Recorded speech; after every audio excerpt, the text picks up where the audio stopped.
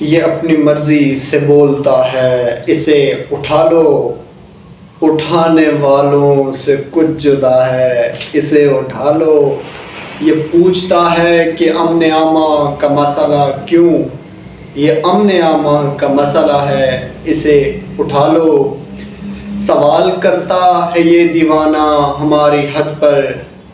یہ اپنی حد سے گزر گیا ہے، اسے اٹھا لو۔ السلام علیکم ناظرین، آپ دیکھ رہے ہیں ان ادر ورڈ اور شہیر عبداللہ آپ سے مخاطب ہیں۔ ناظرین، ریاست جموں و کشمیر مذمت کاروں اور سرفروشوں کی سرزمین ہے۔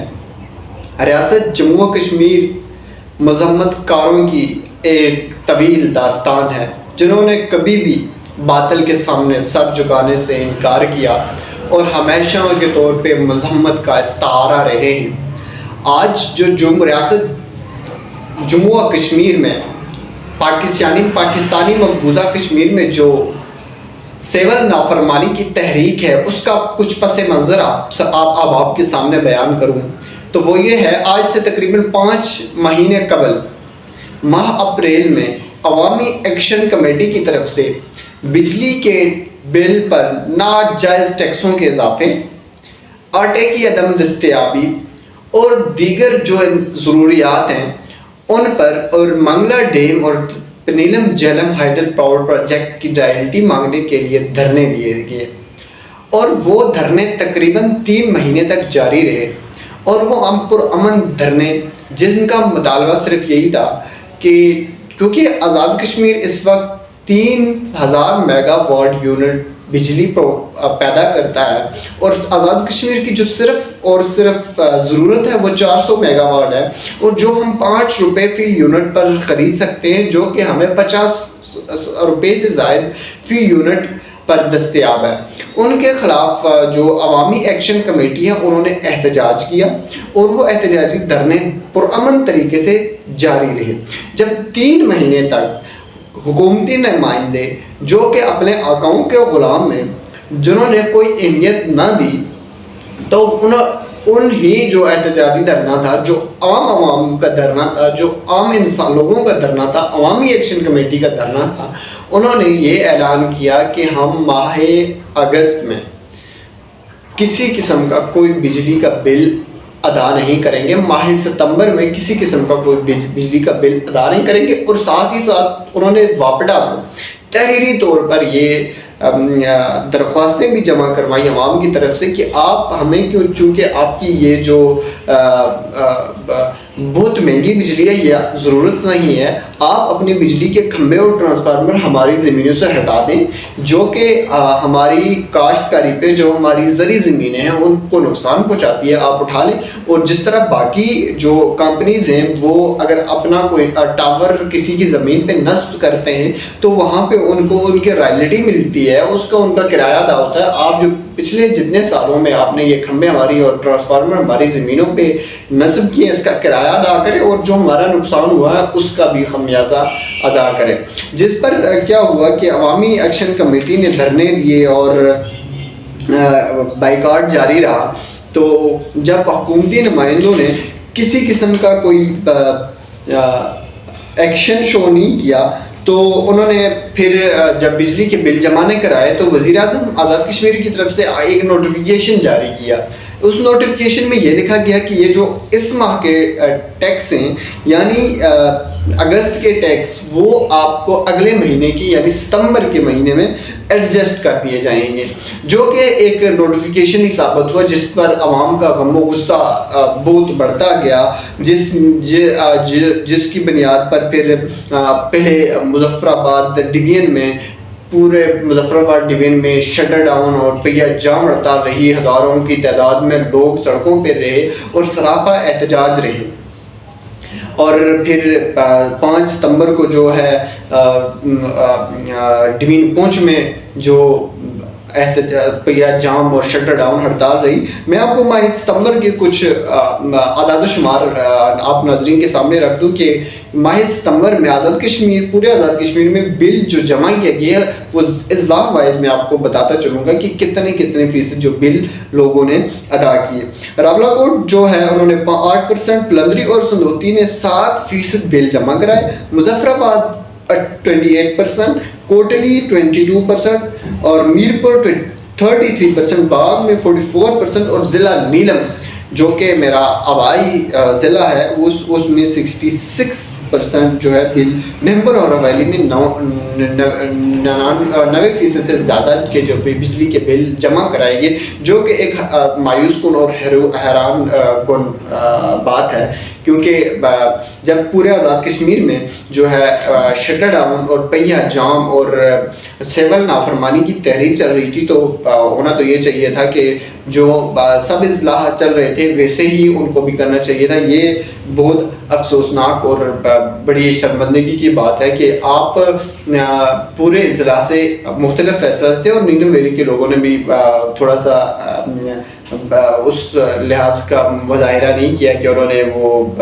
66% بجلی کے بل جو ادا کر دیے. تو ویسے تو آزاد کشمیر میں جو ہے ضلع راولا کوٹ سندوتی، یا میں اگر اسے کہوں کہ ڈویژن پونچھ مذمت کاروں کی سرزمین ہے، ان کا کوئی کسی بھی تحریک کا آغاز جو وہ راولا کوٹ پونچھ سے ہی ہوتا ہے اور ہمیشہ طور پہ وہ برسر پیکار رہتے ہیں. تو اسی ضمن میں پھر 2 ستمبر کو مرکزی عوامی ایکشن کمیٹی کے نمائندوں کی آزاد ریاست جموں کشمیر کی حدود میں ایک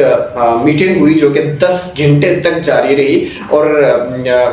اس میٹنگ کا جو اعلامیہ تھا وہ میں آپ کو پڑھ کے سناتا ہوں. اس میٹنگ کے اعلامیہ کے مطابق پہلا اعلامیہ یہ جاری کیا گیا کہ جاری پرامن تحریک جو گزشتہ کئی ماہ سے جاری ہے، حکومت کی طرف سے تشدد، گرفتاریوں، پرامن دھرنوں پہ کریک ڈاؤن، گھروں پر چھاپوں، چادر چار دیواری کے تقدس کو پامال کرنے کی شدید الفاظ میں مذمت کرتے ہیں. حکومت کی طرف سے کی گئی اس ریاستی دہشت گردی کے خلاف اور مطالبات کے حصول کے لیے 5 اکتوبر کو ریاست گیر پہیہ جام اور شٹر ڈاؤن ہڑتال اور احتجاجی ریلیوں کا انعقاد کیا جائے گا. جاری تحریک کو آگے بڑھانے کے لیے 10 اکتوبر کو ریاست بھر میں خواتین اور بچوں کی احتجاجی ریلیوں کا انعقاد کیا جائے گا. اور ناظرین میں آپ کو بتا دوں کہ بہت شدید قسم کا احتجاج ہوا اور اس میں بچے، بوڑھے اور خواتین نے بھرپور شرکت کی ہے. تو آپ اندازہ لگائیں اس تحریک کا، جس تحریک میں جو ہے بچے اور خواتین نظر آئیں تو وہ تحریک کتنی جامدار اور شاندار ہوگی. میں کچھ تفصیلی جھلکیاں آپ کو دکھا دیتا ہوں کہ جو آزاد کشمیر کے حدود میں جو ہے بچے اور بڑے بزرگ، یوں تو نوجوان ہمیشہ برسر پیکار رہتے ہیں آزاد کشمیر میں، لیکن یہ جو بچے اور خواتین کا سڑکوں پہ آنا یہ ایک سنگین صورتحال کی طرف آپ کی توجہ دلاتا ہے. مطالبات کے حصول کے لیے چارٹر آف ڈیمانڈ کو اقوام متحدہ secretary general, Amnesty international, OIC اور دیگر انسانی حقوق کی تنظیموں سمیت صدر پاکستان، وزیر اعظم Pakistan, army chief of Pakistan, chief justice of Pakistan, bar council Pakistan, human right سربراہان، وائس چیئرمین بار کونسل، وزیر اعظم آزاد کشمیر، ممبران اسمبلی آزاد کشمیر اور وزیر اعلیٰ گلگت بلتستان اور آزاد کشمیر کے تمام سیاسی جماعتوں کو تحریری طور پر بھیجا جائے گا. آزاد کشمیر میں جاری پرامن عوامی تحریک کو اکھاڑے کے احتجاجی دھرنوں کو پھر سے جاری رکھا جائے گا. مطالبات کے حصول تک بجلی بلات کا بائیکاٹ غیر معینہ مدت تک جاری رہے گا اور گھروں، گلی محلوں، بازاروں، گاڑیوں پر سیاہ پرچم لہرایا جائے گا. آزاد کشمیر پرامن خطے میں مظلوم اور محکوم عوام کی پرامن تحریک کو کچلنے کے لیے پاکستان سے FC یا دیگر پیراملٹری فورسز کی آمد کو ریاست پر بیرونی حملہ تصور کیا جائے گا اور اس کے خلاف بھرپور مذمت کی اپیل کی گئی. हुकूमत की तरफ से बिजली का कनेक्शन मुनक़ता किए जाने पर रद्दअमल में मीटर उतारो मुहिम का आगाज़ कर दिया जाएगा। इजलास में पाकिस्तान के मेहनतकश अवाम से अपील की गई कि वो महकूम व मज़लूम बशिंदगान रियासत जम्मू कश्मीर की तहरीक का साथ दें। इजलास में ये भी फैसला हुआ, जारी तहरीक में हुकूमत की सूरतकारी करने वाले अफराद को या तंजीम, कोई शख्स हो या कोई किसी शख्सी ग्रुप यानी तंजीम सहूलतकारी करेगा, वो तहरीक को अवाम दुश्मन और गद्दार तस्वर किया जाएगा। गद्दार तस्वर करना आपको पता है कि पाकिस्तान में गद्दार की क्या सज़ा होती है। तो ये अगर कोई भी सहूलतकारी करता है तो उसको गद्दार तस्लीम किया जाएगा। मरकज़ी अवामी एक्शन कमेटी जो कि गुज़िश्ता कई सालों से वर्क कर रही है, उसका नाम जो है मरकज़ी अवामी एक्शन कमेटी था, उसका नाम उन्होंने तब्दील करके